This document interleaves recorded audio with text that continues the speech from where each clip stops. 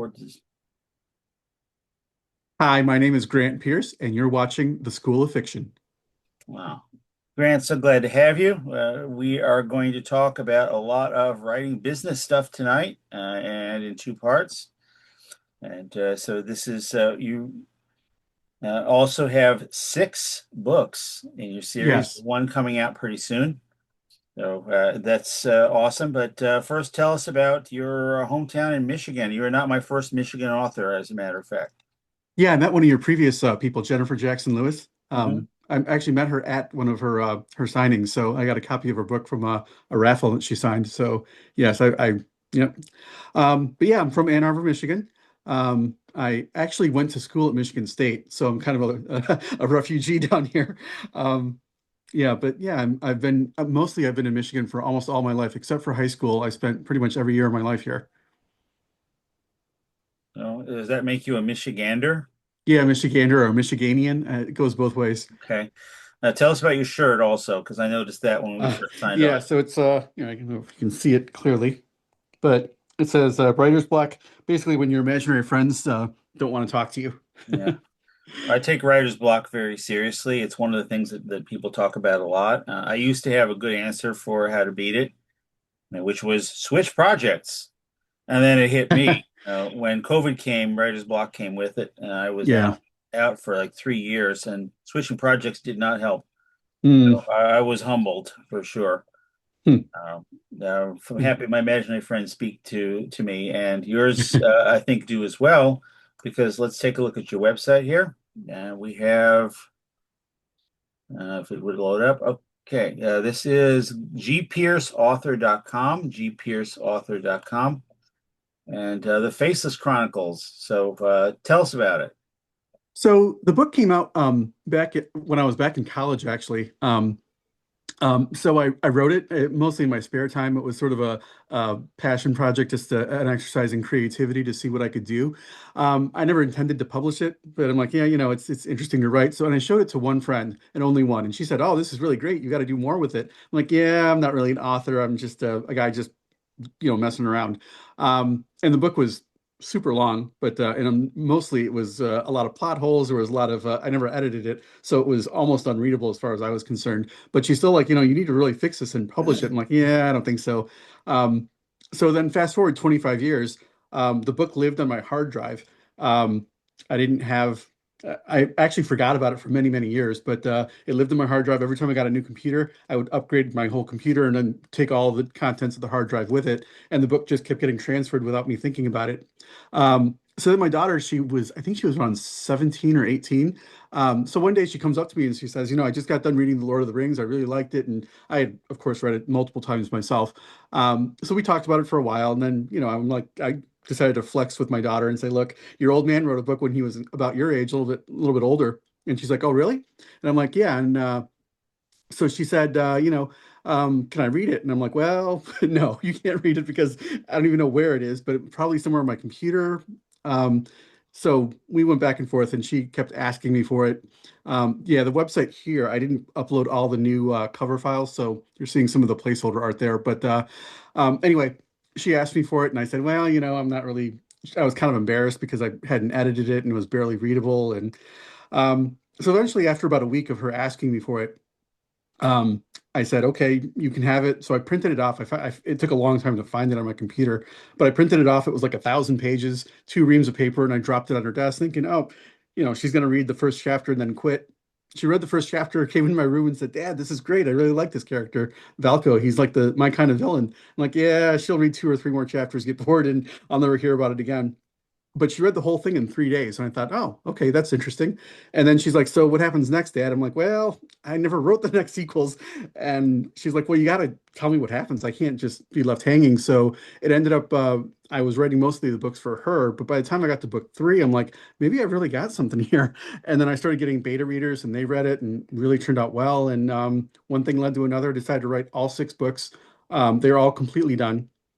Um, and decided that now is the time to publish everything. So here we are. So we are. Oh, I hit read chapter one. It went back here again. Oh, does that work? I got to talk to my web guy. Oh, there it is. Oh, there it is. Okay, Okay. now we got it. Yeah. Good. So I'm chapter gonna one is available as both a PDF on the website and as an hit audio that file. download button. You know I am. There we go. All right, very good. All right, so this is irresistible, and that's a great origin story, Grant. It's like you are an epic fantasy superhero in my eyes now. Hmm. And so then, what is our release schedule, and how much do you actually have coming out? So the first book, The Shapeshifter's Gambit, comes out on May 1st. Book two, The Demon's Reckoning, comes out June 1st. Book three, The Coming of Endless Darkness, July 15th. Book four, The Price of Uncreation, that is September 1st. Book five, The Thousand Legion, October 15th. And then the last book, The Heir to the Abyss, November 15th.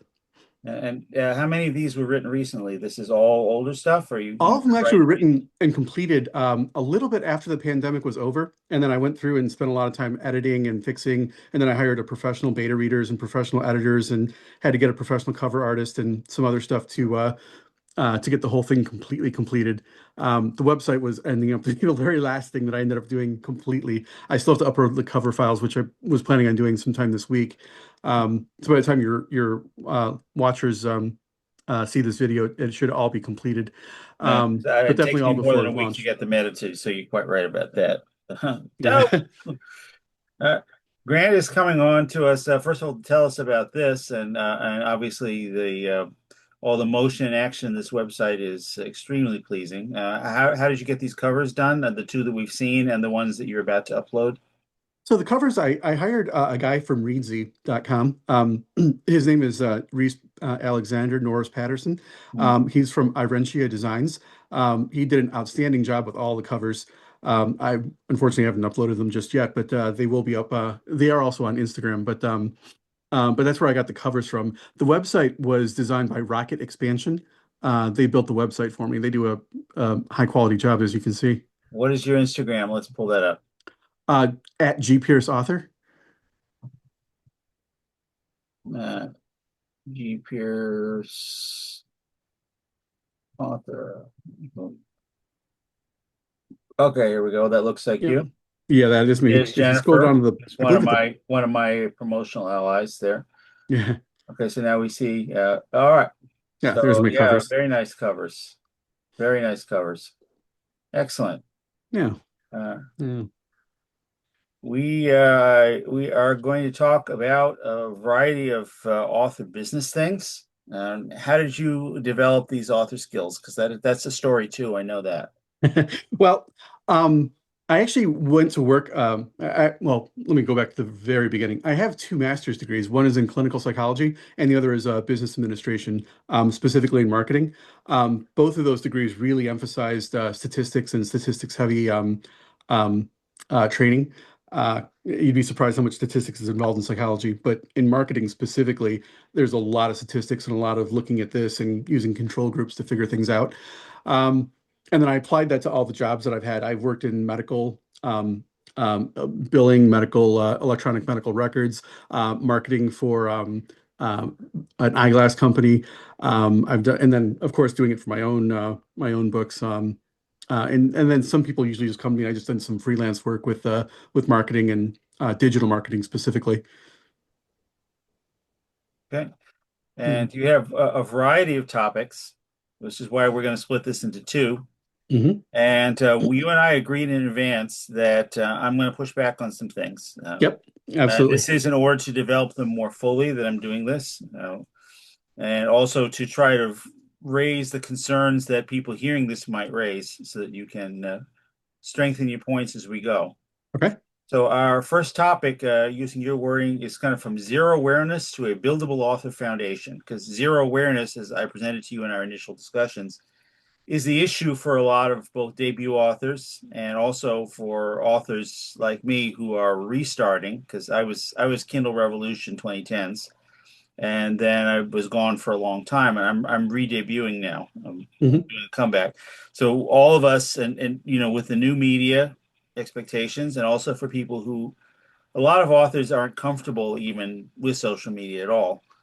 So what do we do from zero?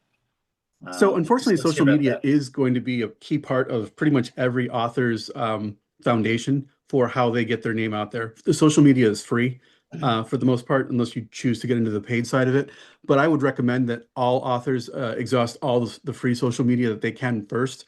I think a lot of it has to do with I don't want my face on camera, which understandable. Not a lot of people are comfortable having their face on camera. And if that's not you, there are platforms where you don't have to have your face on camera. Even TikTok, you don't really need to have your face on camera. You can do other things. The research seems to indicate that there is more engagement when you do have your face on camera because people feel more connected to you. But if you need to take baby steps to get to that point, or you never get to that point, it's not fatal. It is something I recommend that you start to get comfortable with because people want to know who is the author behind the story. And if you can't show it to them in any way, shape, or form, they won't feel as connected with you. And if they can't feel connected with you, they'll never follow you and follow the rest of your books that you end up publishing in the future. And this is so different from how authorship was in earlier generations. I still don't know what a lot of writers who were popular when I was growing up look like. I don't know what Thomas Pynchon looks like, for Yeah. example. Yet when I was in getting my bachelor's, everybody was Thomas Pynchon, Thomas Pynchon, Thomas Pynchon. I don't know what he looks like, and Yeah. it's so different now that the authorship is not about the work, but about the person, at least at the marketing end. Yeah. Yeah, even some of the popular authors like Sarah J. Maas, Brandon Sanderson, they put their picture out there. They do interviews. They do the face to face, even though they have actually admitted that they don't like to do it all the time, and they tend to be more on the introverted side. Um, but that tends to, I think that most authors tend to Brandon Sanderson isn't he has this lecture series in which he tells people how to be a writer. yeah.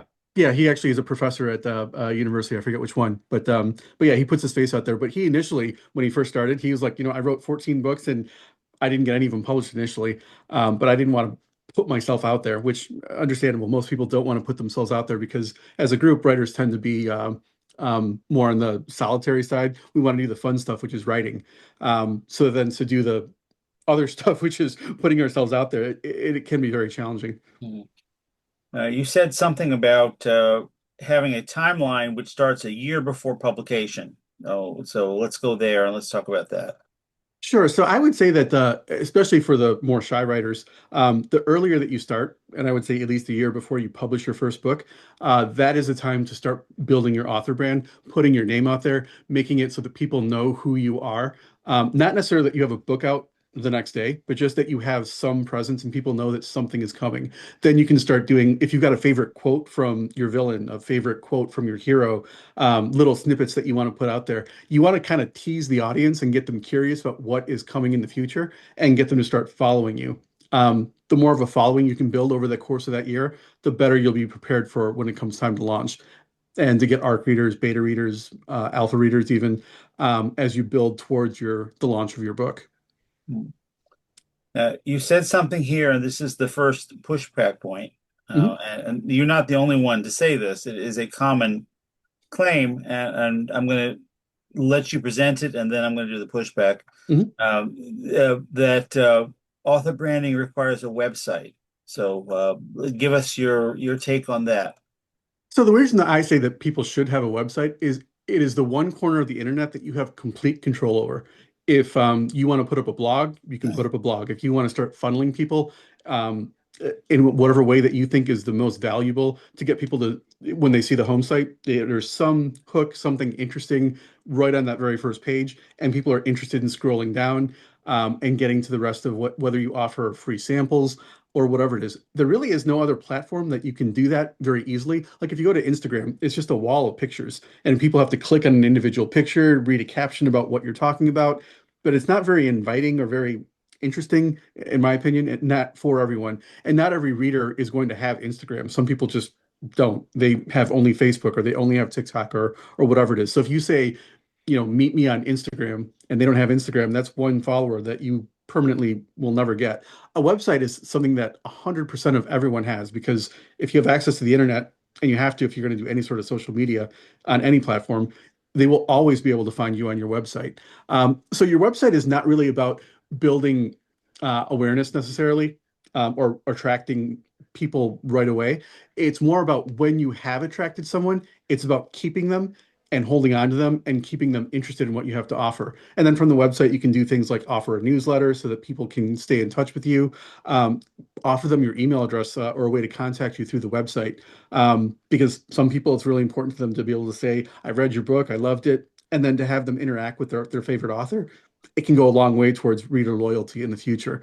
So there's all sorts of functions to the website that are crucial to building your audience over time. But if you don't have anything, you have no funnel to grab people, hold on to them. I would say that it'd be difficult to maintain and build a following without some sort of home base operations. Well, I'm now all that is very persuasive. I'm going to turn it around the other way, Mhm. right? Because a website is, if you want one that really carries professionalism the way that yours does, that we were looking at, it's a substantial cost.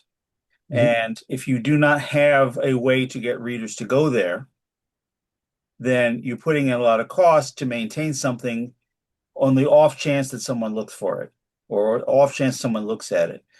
What and the issue really is against the expense, you need some way to actually cause there to be interest in going to your website. So I call it, this is, I'm using the term bottleneck, and as an MBA, you know that term better than I do, obviously. But the bottleneck is actually getting people to be interested in looking for you. Supposedly that's supposed to happen in social media. If it's not happening in social media, then you're paying two or three hundred or $1,000 for a year for a website, plus the cost of designing it that no one goes to. That is possible. And if that's the case, I would argue that you're not doing your social media very well. For some reason, you're not getting clicks or conversions or people interested in what you have to say. And at that point, you'd have to look at your content on social media. Why are people not looking at your the link that you might have in your profile saying, here's my website? Why are people scrolling past me? Why are because if you found that you did have someone from your social media work that says, "Oh, this is really interesting. I wonder where I can get more information about that author," in 100% of cases, you're going to fail. Well, not 100% because they can find you a little bit here and there on various social media sites. They can go to Instagram or they can bounce around to Facebook. They can bounce around here and there. But in the vast majority of cases, that creates so much friction. It's hard to build loyalty, hard to build a foundation. And in many cases, it's also hard to take an author seriously if they don't have a website. Because, like, if Disney didn't have a website, I would never go to Disney World. If Nabisco didn't have a website, I would never buy their crackers. It'd be kind of like, it would be a little unusual and weird. Now, as far as the cost goes, yeah, you can buy a $5,000 website. I don't necessarily recommend that because you might never see a return on your investment. But there are ways to get a low cost website. You can go to Wix and set up a free website. Eventually, when you're ready to upgrade and get your own domain name, you can spend a little bit of money. But building your own website, it doesn't have to be extraordinarily elaborate like mine was. You can build your own free website and just start small if you need to start small and then upgrade It's true. slowly. And the thing is, and I was looking at that. So right before we decided to talk about this, I went through did the research process myself, and I concluded that things like if it has to say, at Wix site, Yeah. right? This automatically is yelling cheap, cheap. Yep. Yep. And so which means that it's not realistically an option for the goal of appearing to be a professional, which is the goal that you laid out for us at the beginning. Yeah, I I wouldn't do can't that see if an unpaid website making any sense. yeah, an unpaid That. website forever does not make sense. You really do need to upgrade at some point, preferably before you launch your book, so that people start to take you seriously. But if you can't afford to do it until 2 or 3 months before your book launches, then that's the reality of the situation. But it's better to have something rather than nothing, in my opinion. Yeah. Well, we have a list that you prepared in advance of what you call the core platforms and the lower value or genre specific platforms, talking about social media. So, Mhm. core platforms, you have Facebook, which you Mhm. called most important, Instagram, Threads, TikTok, and Goodreads. I have comments about most of these. And then the lower value or genre specific ones are Twitter, which is X, Pinterest, Reddit, and Blue Sky. I'm going to leave it to you to work through these. I have a somewhat different opinion about certain ones than yours. So let's hear yours, and then I will ask some follow-up questions. Sure, I should have probably qualified that it really also depends on your genre. Like for instance, if you write romance, Pinterest probably might be much, much higher up the list. If you write young adult or new adult, TikTok might be at the top of your list because that's where younger viewers and social media users tend to flock towards TikTok. Facebook tends to be the older crowd, more mature. The reason I put Facebook at the top of the list is because Facebook really is, I think that there's about 3 billion Facebook users. I realize not all of them are actual users. It's a lot of bots and whatnot, but 3 billion is still nothing to sneeze at. Considering there's only like what, 8.5 billion people on the whole planet. That's like what, 35% of all of the planet has a Facebook account in one way or another. Um, Also, Facebook, because they tend to be older users, because they were the first real social media company to take off the way that they did, because they tend to be older users tend to have more disposable income, and they're more likely to become buyers that can actually spend money and do the things that need to get done. TikTok, because they're still younger, if they lose their job, they decide that the economy is going to go downhill, they tend to cut things like Netflix, book buying, that sort of thing first. Whereas older users usually already have disposable income and they're not quite as worried about that. And also for my genre specifically, Facebook is where all the fantasy folks are because they tend to be more old school. Coming up from the 80s, they are still around and they're still reading fantasy books. And that tends to be where my target market is. So when I put the list out, I should have said for my particular genre, if you do like billionaire romance or you do cozy murder mysteries, you might have a different crowd in a different ecosystem. You got Well, to find out where your crowd is. here's the Facebook pushback. Couple of points. Mhm. Three, if assuming I can remember three long enough to get them all out. Mhm. The first one is, do people go to Facebook looking for books? Second one is that Facebook groups in general are hostile to self-promotion. I mean, a lot of them, and almost all of them will either say no self-promotion, none, no self-promotion, or they'll say you can do self-promotion in one, you can do self-promotion in one thread, one day a week, which nobody will read because nobody wants to see your self-promotion, right? And then the third part is, what is the click-through rate on Facebook ads? I don't know how it's financed now. When I was running Facebook ads, you basically got charged based on the click-through. Mhm. So a lot of the time, I would run a campaign and nothing would happen. Mhm. So Okay. maybe Facebook ads have changed now, but so just maybe we want to start there because of the economics of Facebook ads are probably not known to everybody watching this, and not known to me either because I know the old system, not the current one, right? And then how, aside from ads, how do you find a way to share your book on Facebook so that people who aren't already your friends will even see it? And third, do people shop for books on Facebook? So I'll throw those to you and take it away, Grant. Okay, let me see if I can get them in order. So, do people go to Facebook to look for books? There are lots and lots of book groups on Facebook, whether you're looking for instance, Lone Wolf from the 1980s. It was a choose your own adventure type thing. There's a whole group dedicated just to that. If you go to groups just dedicated to fantasy books, there's lots and lots of them. If you go to books dedicated strictly to romance, you'll find lots and lots of those. So, there are specific groups where people gravitate and that's where you find people that may be interested in what you have to offer. So are there book buyers, book interested people on Facebook? Absolutely. It's just a matter of going and finding the right group or using the right hashtag to find the discussions where those things are actually happening. In fact, Is it possible to find a group which has both readers and permits posting? Because usually a group where you can post, this has nothing but authors posting and no readers. So is there a way so to I would get actually not past that? go. I mean, if you're trying to promote the book, I would actually go to the readers groups, not the authors groups. And then they say, well, you can't self-promote here, which is actually okay with me. In fact, most of the time, I would say don't talk about your book like or do it the one Wednesday that they allow it or whenever it is you can do it on those times. And that's actually the smart way to do it because if you keep posting and you're just basically a human billboard saying buy my book, buy my book, buy my book, and that's all that you ever say, people will block you, turn you off, tune you out, and not ever visit your website, not ever want to look at your profile, not look at your posts because they don't want to be sold to. They want to feel like they're in a used car lot daily with you.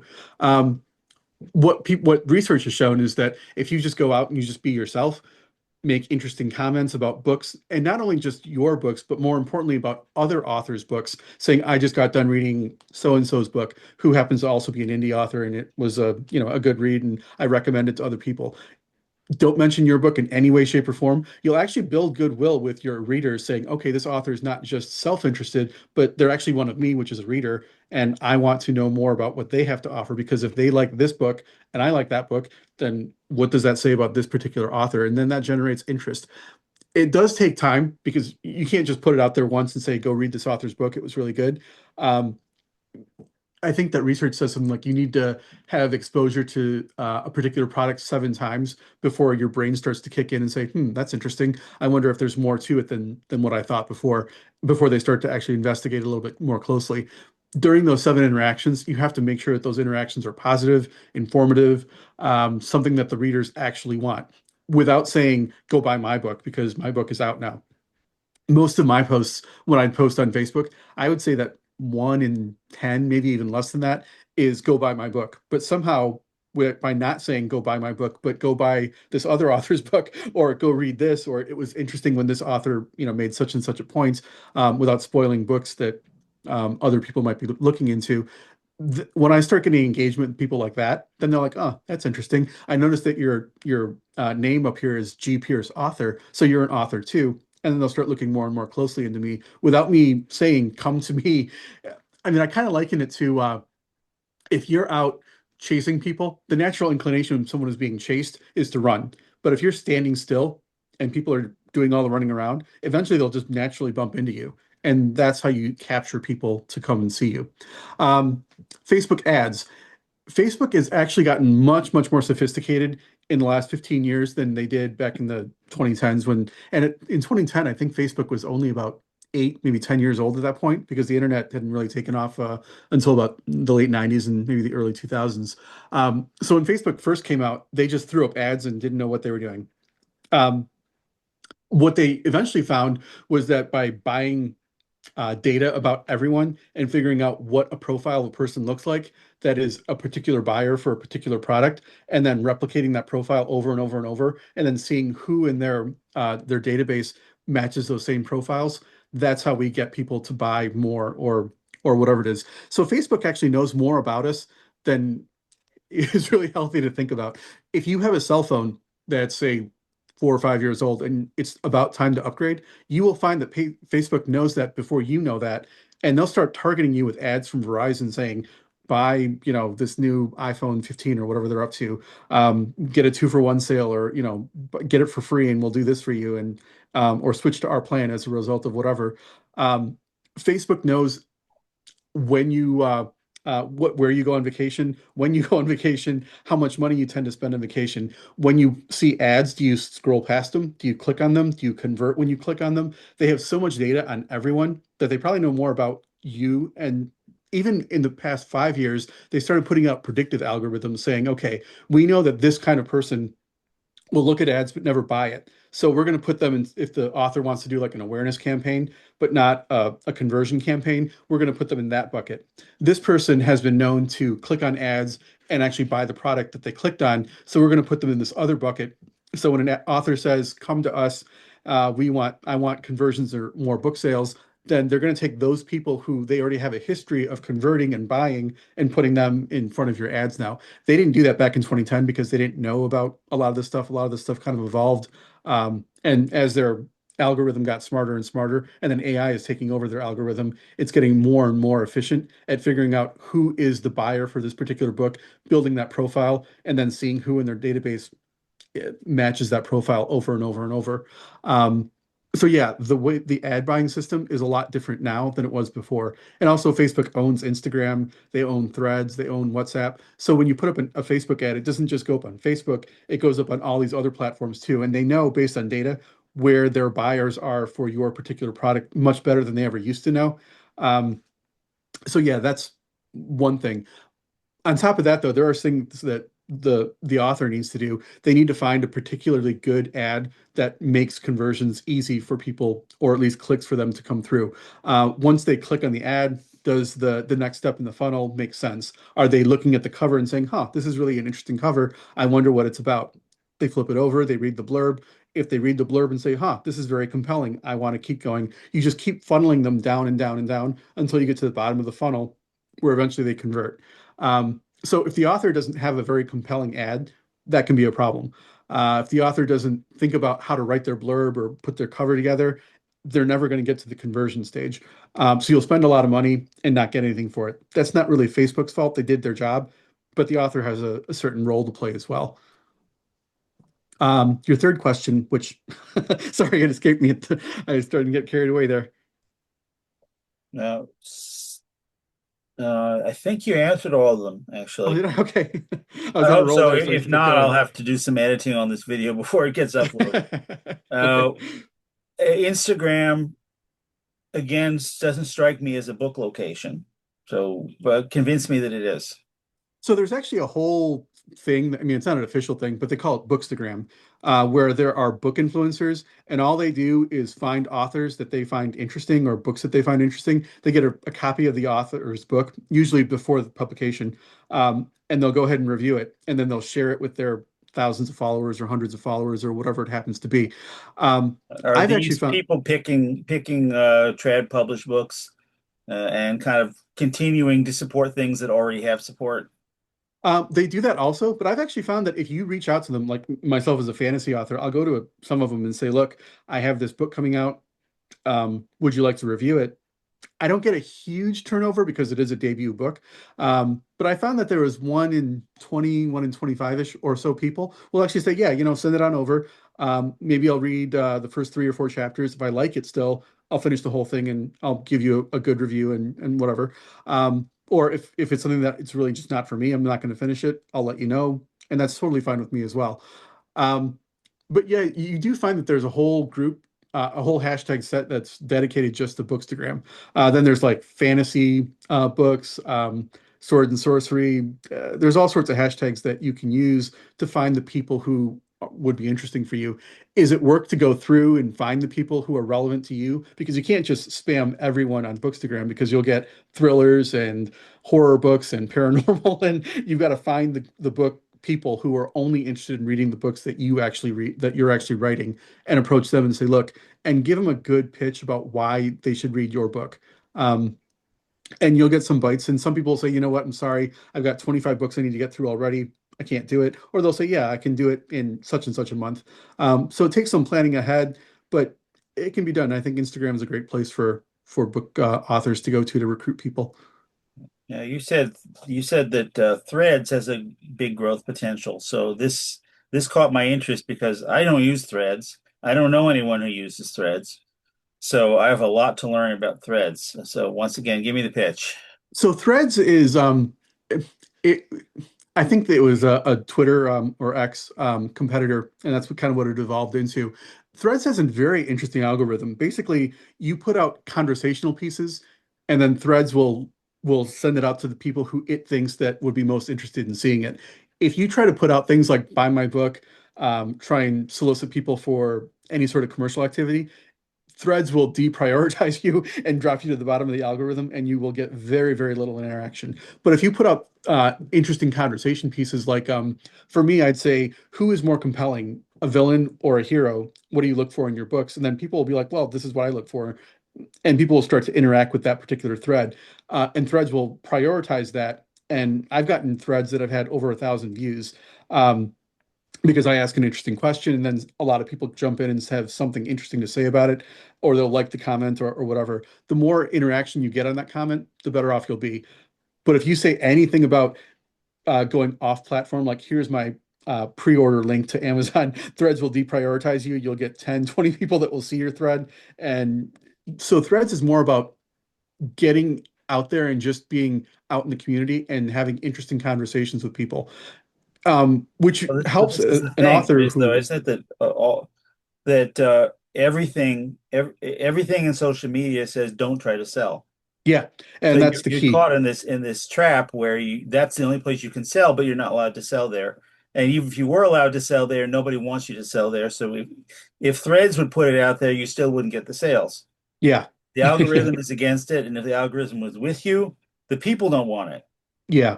And this is the Um, big mess. or It for is. people who aren't like, you know, don't have this special knack for making people love them on social media, is the contradiction between this, this is the only place you can do it, but you can't do it here. Yeah, and the key is just to be yourself and just be genuine and not think I'm going to sell, I'm going to sell, I'm going to sell. The more that you have the mentality of I need to sell my books and that's the only reason I'm on social media, the less likely you are to succeed, which is ironic that because that's the reason that we're going on social media rather than writing is because we want to sell. But social media rewards people who are more about interaction, not sales. If you're only up there just to sell something, you're going to really struggle. And again, I would say that there should be like a 1 to 5, I would even go 1 to 10 or more ratio of here is my book, it's on sale versus nine other comments about, some other author's book or some interesting comment that you're going to make or something humorous that you want to say or just interacting with people because again, people don't want to be sold to. They're sold to constantly with when they watch commercials on TV. They go to their job, they see billboards everywhere. They want to just come home and not be sold to, and that's what people will reward. Let's talk Goodreads. Goodreads has changed a lot, I'm sure. Mhm. Goodreads was very, very big in the 2010s, and there were discussion groups and things like that. Then Goodreads got taken over by trolls. Yes, Uh, and it also got taken over and by after Amazon. that, a lot of us indies left it. And I don't know what's going on there now, but I think you do. So Goodreads, you can do all sorts of things, and depending on how really deep you want to go into the rabbit hole of Goodreads, you can put up a blog, you can read all sorts of books and say, this is on my to be read shelf, this is on my shelf that I've already read, these are the books that I've reviewed. Um, you're not allowed to directly interact with someone else on Goodreads through DMing. So it used to be that you could DM someone, but then readers were basically complaining, saying I'm getting constantly spammed by people who want me to read their book or marketers who are trying to sell me something. So Goodreads shut that all down. Goodreads is still a good ecosystem because that's where all the readers go. So you can interact with some of their message boards that they have. Um, but the key thing now is that if you don't have a great deal of reviews on Amazon, but you've got a great deal of reviews on Goodreads because you let ARC readers read your book. When you hit between 20 and 30 reviews on Goodreads, Amazon will pop it up on your book homepage. So if you go to your book on Amazon and you've got at least like 20 to 30 Goodreads reviews, it'll say Amazon reviews, and then next to it it'll say Goodreads reviews and what your how many stars your Goodreads reviews gave you for that same book. Um, that can provide enough social proof that you can start to snowball your actual purchases on Amazon or Kindle Unlimited or however you use Amazon. But a lot of authors struggle with I can't get any Amazon reviews because I just never got it. But I have a bunch of Goodreads reviews because I did ARC readers and they've all put up a good review for me. Now Amazon has made it so that it's actually relevant again. No. I'm gonna because time is flowing rapidly. I'm gonna burn through a couple of things here. Mhm. Twitter/X, you wrote declining author reader value. I think that overall that platform was never that great for authors because when I was in it before, it was a lot of spamming. Mm. But also the reputation has gone down for political reasons. So this one feels skippable for those who aren't active in it. I And would say then, so too. yeah, Reddit, your comment was roughly mostly authors and fewer readers. So I know people post on Reddit, but I think that's one of those locations that is unfriendly to self-promotion. And it's Yeah. then you mentioned Blue Sky, which I think is pretty small. Yeah. Blue Sky, it's an alternative to Twitter that's on the other end politically. There just doesn't seem to be much going on there. No, it is very niche, but the people who are there are very passionate about whatever their particular topic is.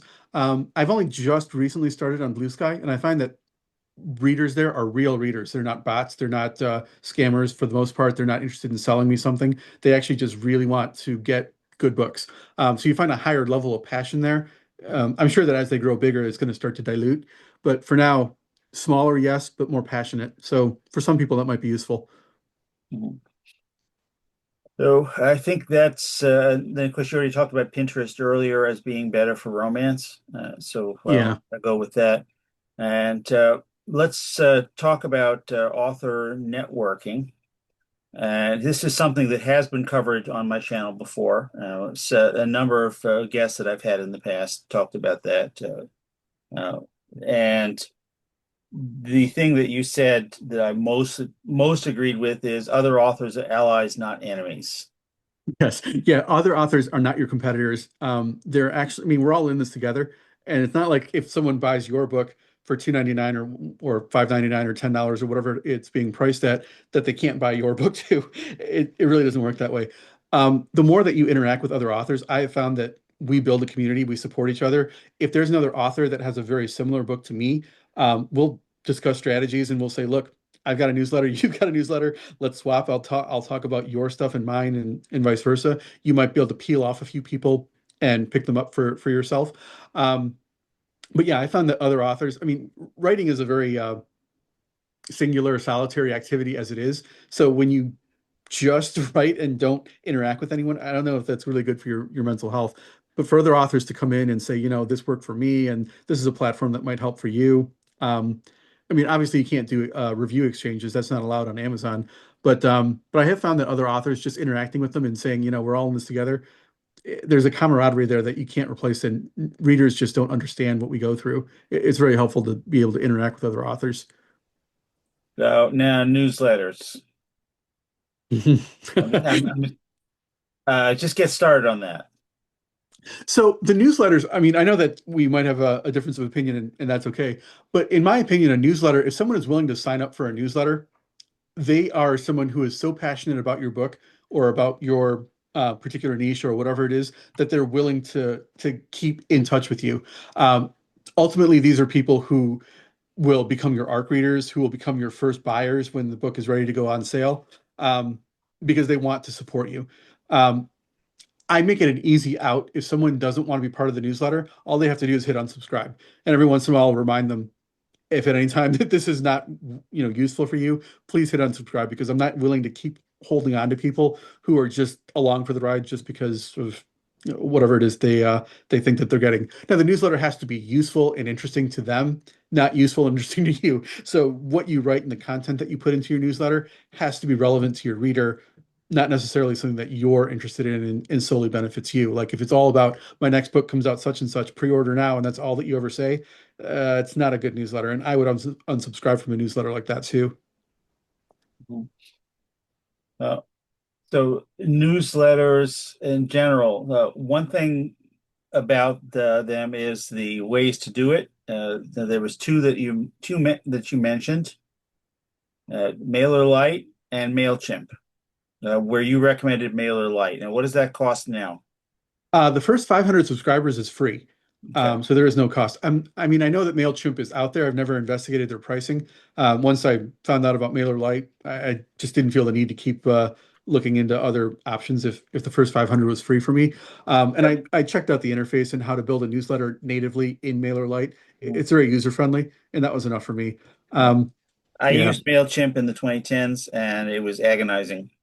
Uh, we'll assume that most readers will go to MailerLite first. I think Mailchimp also costs more now than it used to.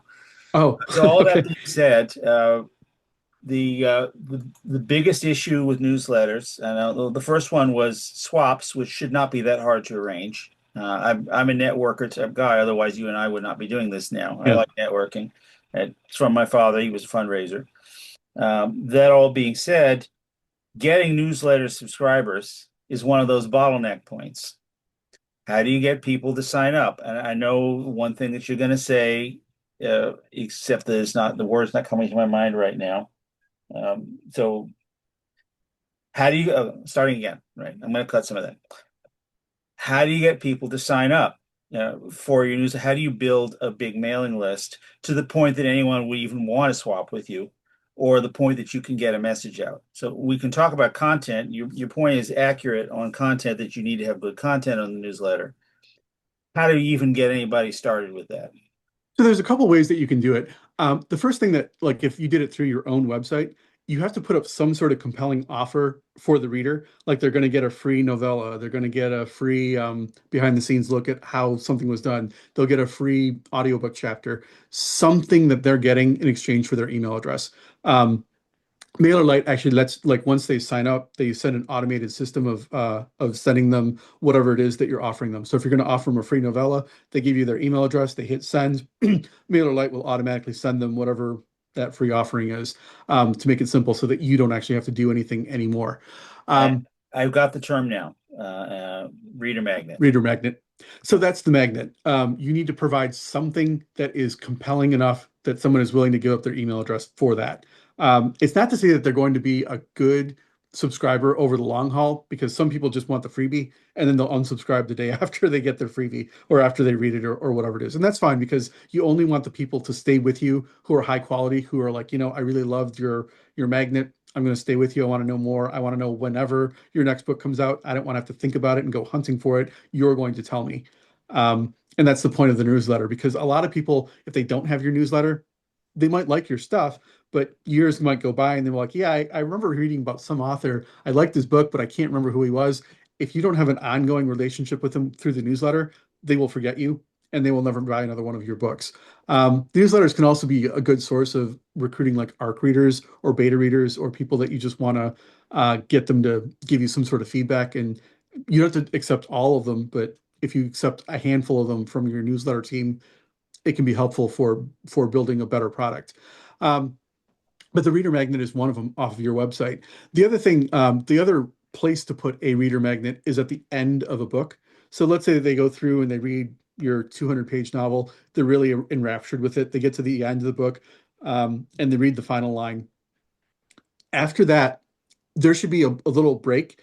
So don't make the reader turn the page to to get to this. It should be like you hit the enter key like 4 or 5 times, and then you say, "Here ends book one, The Shapeshifter's Gambit. Book two does such and such." And make it some sort of hook that they're interested in knowing what happens in book two. Now, here's the key thing. You really got to make it simple, because the more friction that there is in place, like if you say, come visit my website, and you don't make it easy to find you, like you don't put your website down, you don't make it simple to find whatever it is, people will not end up going to your website, will not go to wherever it is that you want to sign up for the newsletter. What I would do with a hardcover book or a paperback book is put in a QR code at the very end, along with your website address, and say, scan this QR code. Most people have their phone in their pocket. So if they're reading a paperback book, their phone is right there. They'll whip it out. They'll go, okay, this is interesting. I get a bonus chapter if I scan this QR code. I get chapter one of the next book. I get something compelling, something interesting in exchange for me scanning this QR code. If it's a digital book, they can just click the link. And I would send them to your website. And then on your website, you can say, here's your free whatever reader magnet you're offering. In exchange for getting this reader magnet, you have to sign up for my newsletter. Most people will be like, yeah, if I get a free bonus epilogue or a bonus chapter or whatever I'm getting, an audio clip, whatever, or a sneak peek at the next book, I'm willing to give up my email address to get that stuff. But you got to make the offer easy and compelling and simple. It can't be a lot of friction. It's got to be very fast, very easy. Um, Most authors, for whatever reason, don't put that in there. They just say the end and then that's it. If you even make them turn the page to the next page and it says about the author, and then you start putting in your other stuff about, come visit my website, that's even a little bit too late. You really need to include it at the very end of the last chapter. So it says whatever the last line is, there's a brief space, and then you immediately go into your hook for your reader magnet, and then or reviews or whatever it is that you're trying to get the person to do. Now, about newsletter swaps, who are the people you swap with, and how do you determine who they are, and how do you find them?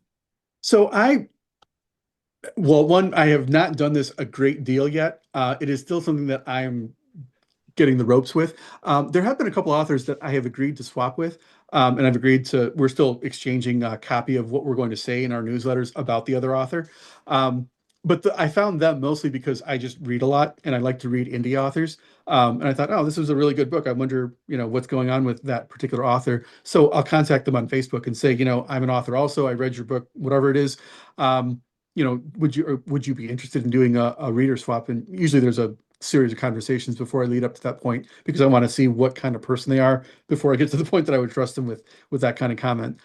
Because my mailing list is valuable to me, and I'm sure that their mailing list is valuable to them. And we need to. It's kind of like dating. You just need to make sure you're compatible to some extent. True. And conversion is difficult for that too. As somebody who approaches people cold on TikTok, right? Do you want an interview? Do you want to, I'll say, hey, I like this thing in your comment. This would be a good interview topic. And the response rate is, maybe 20% at best. Hmm. Most people just ignore it. Yeah. I think some people might be shy or whatever, or they don't want to be on camera. I can understand that, but ultimately it's about exposure and getting yourself out there. The other places that you can do a newsletter swap would be like Story Origin or BookFunnel. I've looked at their interfaces and I've seen that there are swaps that you can do with other authors. There's like at least on BookFunnel, there's a like a message board type thing, and authors just go up there and say, I do this kind of genre. I have X number of people in my newsletter. I'm looking for a swap. I wouldn't personally do that right away unless I've read that author, understand what they do, because my readers are trusting me to send them to people who are of the same quality and type of vibe the kind of author that I'm at. So if I give someone who writes fantasy horror or something that's totally different, like a historical romance, my readers are going to get very upset with me, stop trusting me, and my newsletters are not going to have very much swap value because they're going to say, I took your recommendation last time and I ended up reading something that was really bizarre and it's something that I would never do again. So I'm not going to listen to you when you say swap with or listen to this other author because you recommend them. Your recommendations won't mean anything at that point, and your newsletter quality will start to go down, and the number of swaps you can do will start to go down. It'll just have a cascading effect. So to wrap up this session, let's talk about in-person sales to include but not limited to conventions.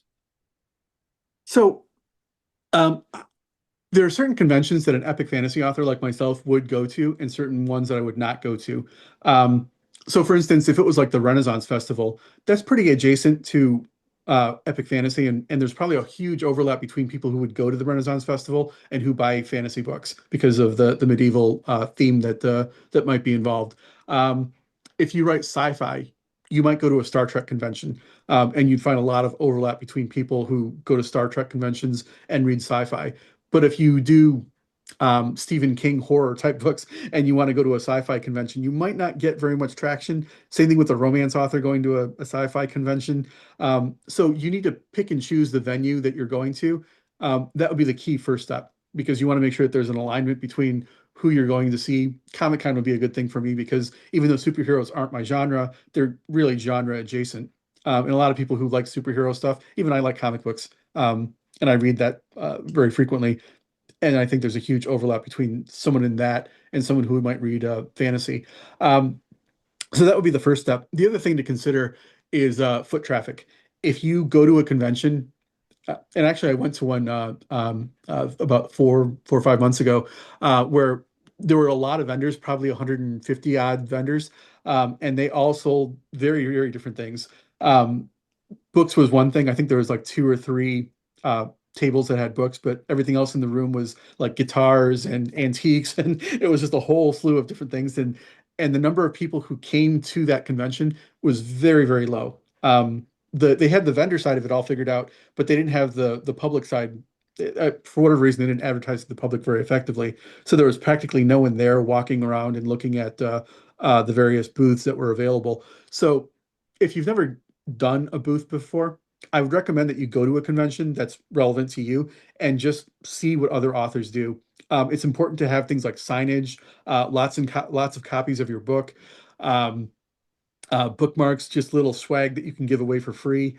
Other stuff that you might be able to sell, like if you got a mug with your characters' names on it, go ahead and sell that too if it makes sense. But presentation is 90% of the equation. If you don't have any signage, if you don't have any a tablecloth that makes your table look nice, if you don't have a good idea of these things, go to a couple of conventions, take a picture of some of these authors that have their things laid out, and start thinking about what you might do for yourself. but I wouldn't just go there and say, here's my books and come to me. And even when you're selling your books, you really don't want to say my book costs 9.99 as your opening pitch. You want to have like a 10 to 20-second pitch about, do you read fantasy? Do you read, or what kind of books are you interested in? Don't start with here's my book and here's the cost. You should lay out the cost and it should be clearly marked. But if it's all about sell, sell, sell, you're really not going to sell that much. If it's about I want to interact with my fans or future fans, you'll end up selling a lot more. And yeah. And yes, as you point out in the notes, some people would claim, "Oh, I'm introverted. I don't want to do that." I'm happy to not be such a person. I mean, I am technically an introvert, but the kind of thing you're talking about, I like to do. Uh, how do we have people who are extremely shy? How do they get around that? It is tough. I'm actually an introvert myself. I would prefer to just sit and write and not be interacting with people, but that's not the business that we're in. Um, I would say start small. If you need to start on social media where you're faceless and just making posts until you're comfortable with that, then graduate to the point that you take your own picture and put it in your profile. And then start taking pictures of selfies of yourself with other authors. Start posting that. Eventually, you'll want to get up to the point that you can sit and have a conversation with people. I personally like to talk about my book or book adjacent things or fantasy things with everyone and to find out where they're coming from, what their interests are, and eventually one thing leads to another, and you can make a sale out of it. Um, but it really just comes down to practice. And if you need to practice with a mirror at first, practice your pitch. What is your 10 to 20-second pitch? Memorizing it if you need to, but presenting it as naturally as you can and making it sound like you didn't memorize anything, but that you just present it. And it takes practice if you're not good at it. Nothing wrong with practicing in a mirror, eventually practicing in front of your spouse or children, other friends that you might know, bigger groups, start eventually graduating more and more until you can do it with a stranger. Um, it is possible to get there. It's just a matter of desensitizing yourself and getting there.